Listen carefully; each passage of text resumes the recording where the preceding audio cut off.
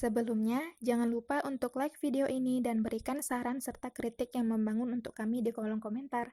Terima kasih. Assalamualaikum warahmatullahi wabarakatuh.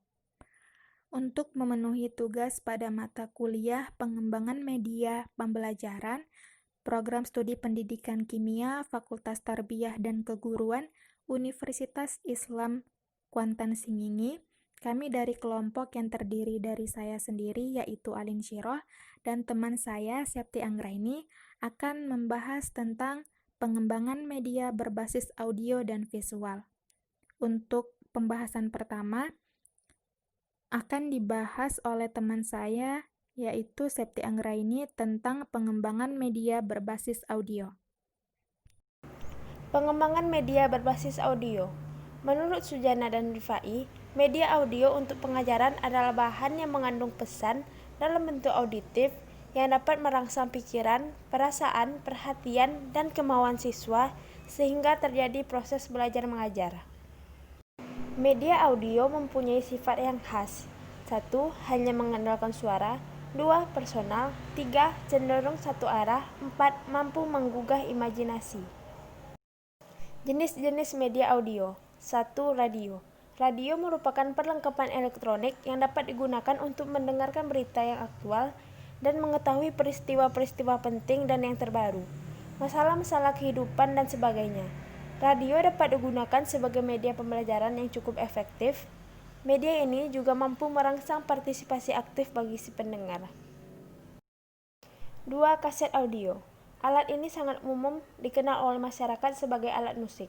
Sedangkan untuk media pembelajaran sendiri, alat ini cukup efektif dan efisien untuk dimanfaatkan dalam proses pembelajaran keterampilan mendengar atau listening skill.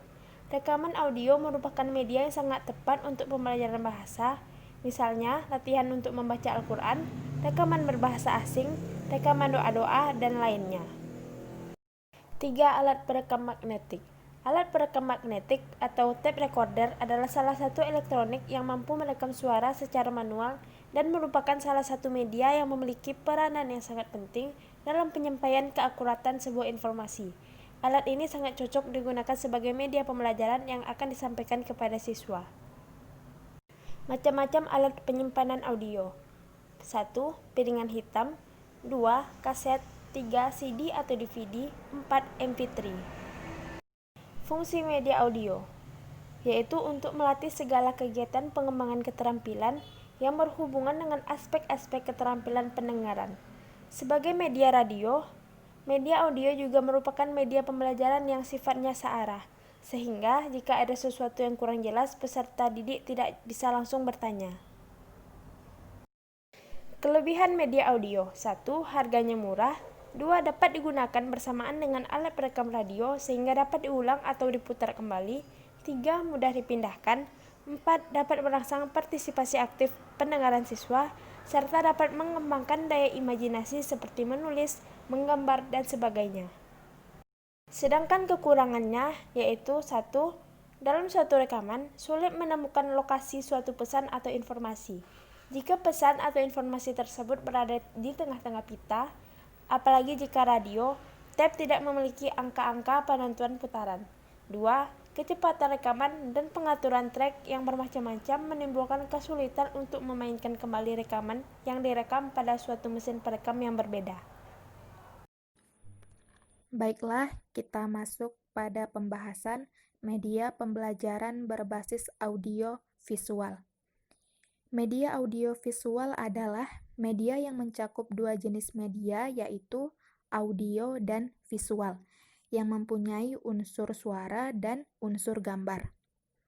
Media audio visual dalam pembelajaran merupakan sejumlah peralatan yang dipakai oleh para guru dalam menyampaikan sebuah konsep, gagasan, dan pengalaman yang ditangkap oleh indera penglihatan dan juga indera pendengaran. Pembahasan selanjutnya yaitu jenis-jenis media audiovisual. Jenis media audiovisual yang pertama yaitu audiovisual murni atau biasa disebut dengan audiovisual gerak. Merupakan media yang menampilkan unsur suara serta unsur gambar yang bergerak. Unsur suara atau unsur gambar tersebut berasal dari sebuah sumber. Contohnya yaitu yang pertama, film bersuara. Film bersuara adalah film dengan suara tersinkronisasi atau suara yang dicocokkan dengan gambar. Ada berbagai macam jenis film bersuara, yaitu ada yang dipakai untuk hiburan, contohnya seperti film komersial yang diputar di bioskop-bioskop. Tetapi, film bersuara yang dimaksud dalam pembahasan ini adalah film sebagai alat pembelajaran.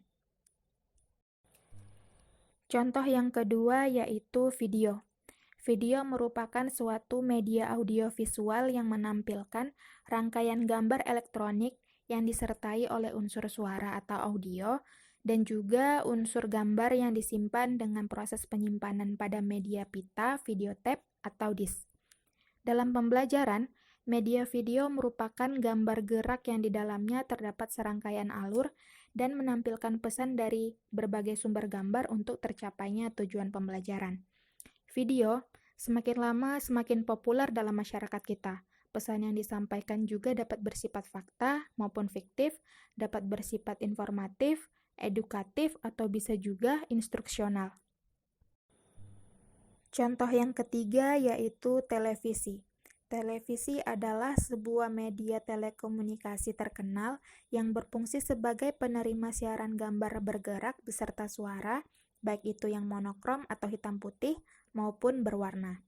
Selain film dan video, televisi merupakan media yang menyajikan pesan-pesan pembelajaran secara audiovisual dengan disertai unsur gerak di dalamnya. Jenis media audiovisual yang kedua yaitu audiovisual tidak murni atau biasa disebut juga dengan audiovisual diam plus suara. Merupakan media yang unsur suara dan juga unsur gambarnya berasal dari sumber yang berbeda. Audiovisual diam juga merupakan media yang menampilkan suara serta gambar diam. Contoh dari audiovisual diam ini yaitu sound slide atau film bingkai suara.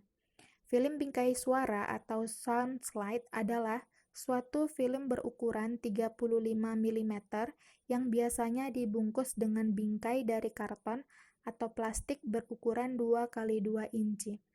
Contoh yang lain yaitu slide atau film strip. Film strip atau film rangkai atau film gelang adalah media visual proyeksi diam yang pada dasarnya hampir sama dengan media slide. Hanya saja film strip ini terdiri atas beberapa film yang merupakan satu kesatuan. Komik dengan suara adalah contoh dari media audiovisual diam. Pada saat ini mungkin hanya sedikit orang yang memanfaatkan media audiovisual diam, karena perkembangan teknologi yang begitu pesat pada zaman sekarang. Namun, media audiovisual diam pada awal ditemukan sangat bermanfaat dalam memberikan imajinasi kepada pembaca. Setelah mengetahui tentang jenis-jenis media audiovisual, selanjutnya adalah pembahasan tentang ciri-ciri media audiovisual.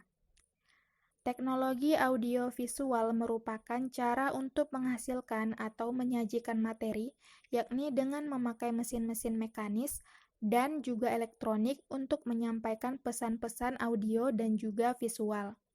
Pengajaran melalui audiovisual jelas bercirikan penggunaan perangkat keras dalam proses belajar.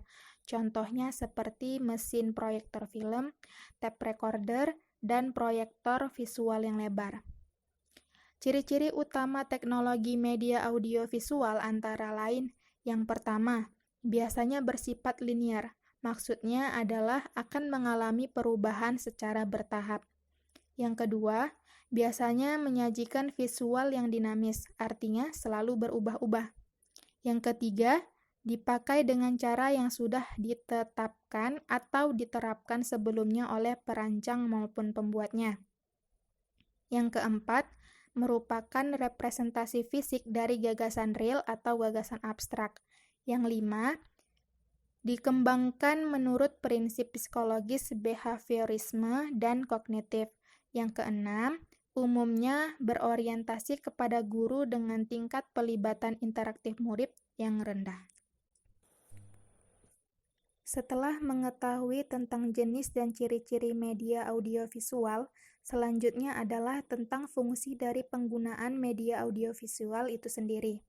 Adapun fungsi yang pertama adalah menarik perhatian siswa agar tidak terlalu bosan menghadapi pelajaran di sekolah yang terbilang monoton.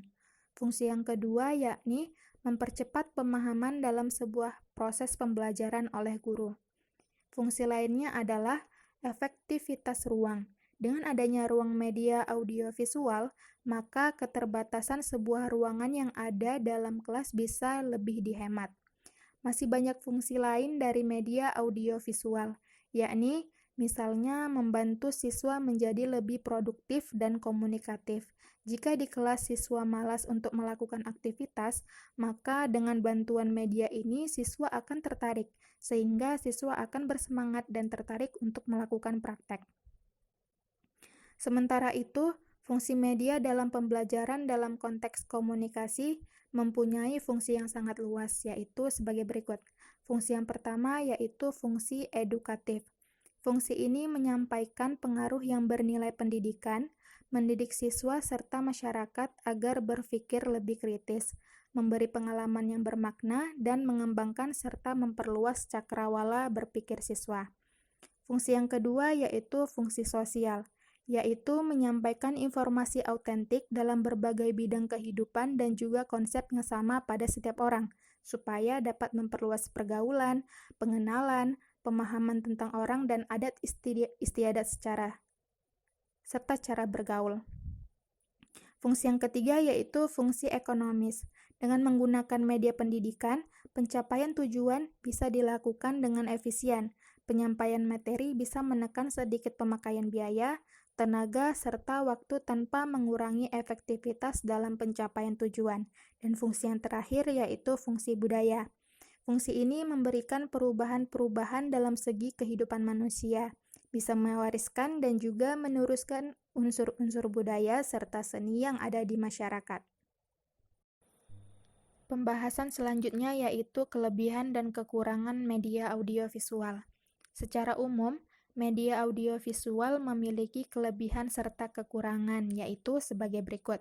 Yang pertama, kelebihan media audiovisual, yaitu memperjelas penyajian pesan agar tidak terlalu bersifat verbalistis. Maksudnya adalah memperjelas penyajian pesan agar tidak terlalu dalam bentuk kata-kata, tertulis, atau lisan belaka. Kelebihan selanjutnya yaitu mengatasi keterbatasan ruang, waktu, dan daya indera.